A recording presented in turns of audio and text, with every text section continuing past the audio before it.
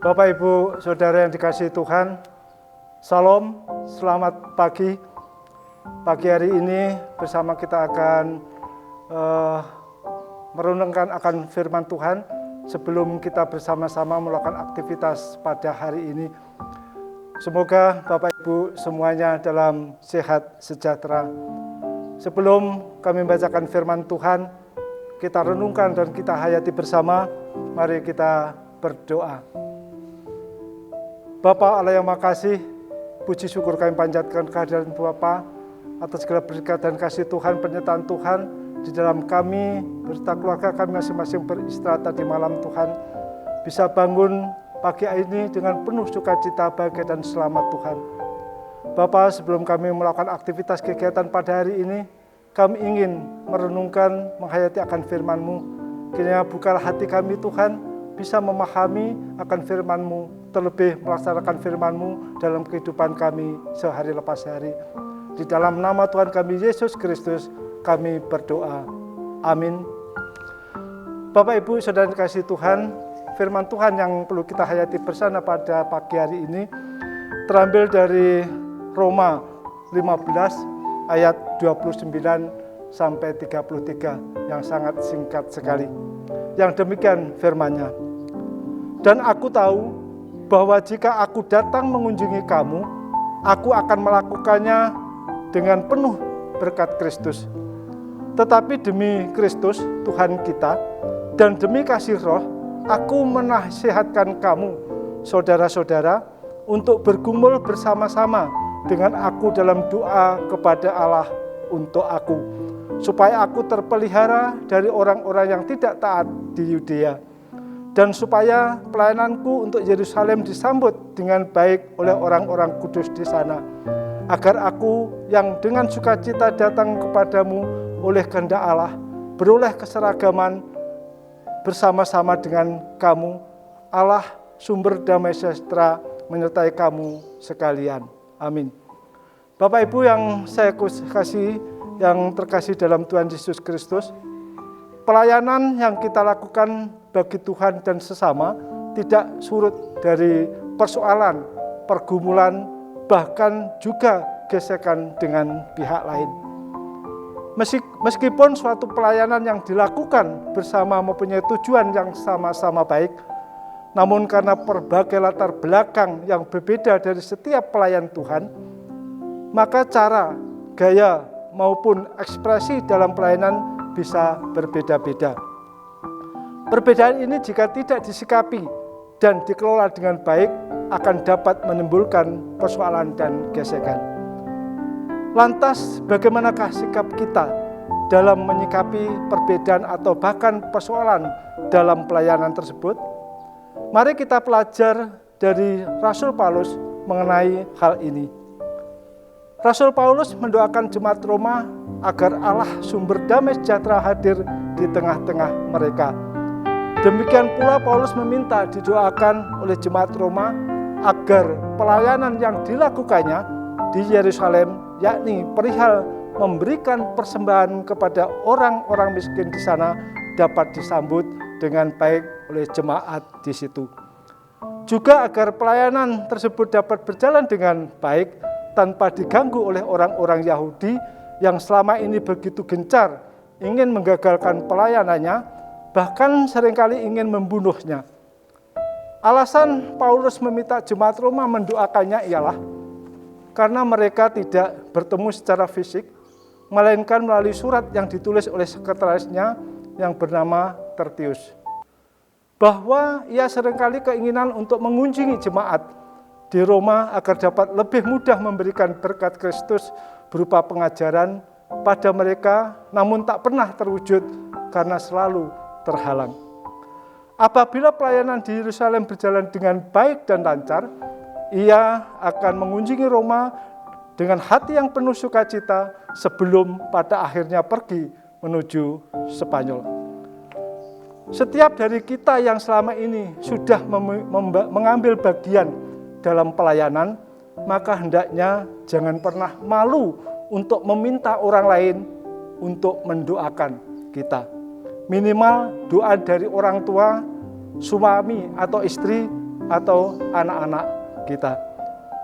Selain pelayanan kita dapat berjalan dengan baik dan lancar, satu hal yang paling mendasari mengapa kita tidak boleh malu untuk didoakan oleh orang lain. Karena ada pepatah yang mengatakan, semakin tinggi sebuah pohon, pasti akan ada angin yang ingin menumbangkannya. Demikian juga dengan pelayanan yang telah kita lakukan, semakin banyak pelayanan yang kita lakukan serta firman-Nya yang kita sampaikan, akan ada banyak tantangan bahkan godaan. Ketika kita telah didoakan, jangan lupa mendoakan mereka agar damai sejahtera dan perlindungannya turun atas hidup sesama kita. Dengan demikian, pelayanan kita yang kita lakukan senantiasa mendapatkan penyertaan dan bimbingan dari Tuhan Yesus Kristus. Amin. Demikian firman Tuhan yang bisa kami sampaikan. Sebelum kami tutup di dalam doa, saya dan Pak Suryati akan menyanyikan sebuah lagu, Hidup Ini Adalah Kesempatan.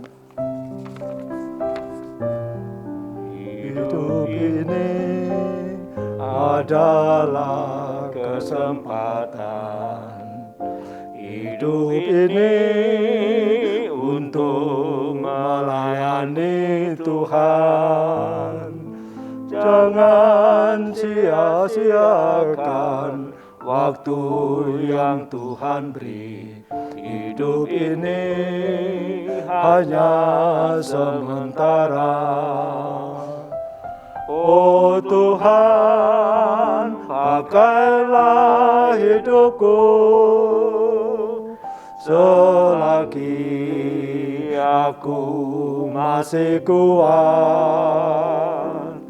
Bila saatnya nanti ku tak berdaya lagi, hidup ini sudah jadi berkat.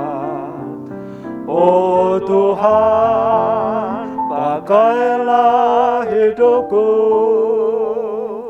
selagi aku masih kuat. Bila saatnya nanti ku tak berdaya lagi, hidup ini sudah jadi berkat. Mari Bapak Ibu, kita kembali menghadap Tuhan dalam doa penutup. Bapa Allah yang makasih, kembali kami menghadap kehadirat-Mu, mengucapkan syukur dan terima kasih akan firman yang sebentar sudah kami bacakan, kami dengar. Mampukan kami melalui kuasa Roh Bapa yang kudus untuk menghayati dan melaksanakan firman-Mu dalam kehidupan kami sehari lepas hari. Pada kesempatan ini Tuhan, kami mohon berkat kasih-Mu untuk saudara-saudara kami, keluarga kami masing-masing dalam kehidupan aktivitas harian yang akan mendatang. Tuhan berkati, damai sejahtera kiranya selalu ada dalam kehidupan keluarga kami masing-masing. Terkhusus kami mohon berkat kasih-Mu untuk saudara kami yang di dalam saat ini sedang sakit karena paparan virus corona, yang sedang dalam pemulihan, baik warga di wilayah barat maupun GKJ Karangbendo pada umumnya, wilayah tengah, wilayah timur. Tuhan juga berkati, jamah dengan kuasa kasih-Mu Tuhan, beri pemulihan dan kesehatan Tuhan. Yang merawatnya Tuhan juga berkati, sehingga di dalam perawatan pendampingannya berkenan di hadapan-Mu dan untuk bersama-sama memulihkan saudara kami yang sedang sakit. Kami juga mohon berkat kasih-Mu untuk gereja kami Karangbendo Tuhan.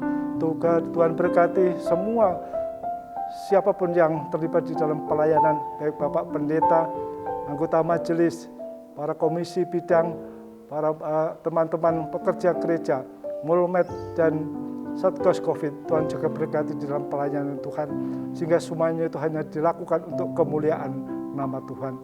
Berkati pula bangsa dan negara ke Tuhan. Tuhan berkati Bapak Presiden beserta jajarannya di dalam bersama-sama untuk memulihkan kondisi kesehatan bangsa negara kami, beserta Bapak dokter, medis, para perawat dan relawan. Tuhan juga berkati beserta keluarganya bersama-sama untuk memulihkan kondisi bangsa dan negara kami, Tuhan. Kami serahkan semua kehidupan kami ke tangan kuasa-Mu, Tuhan.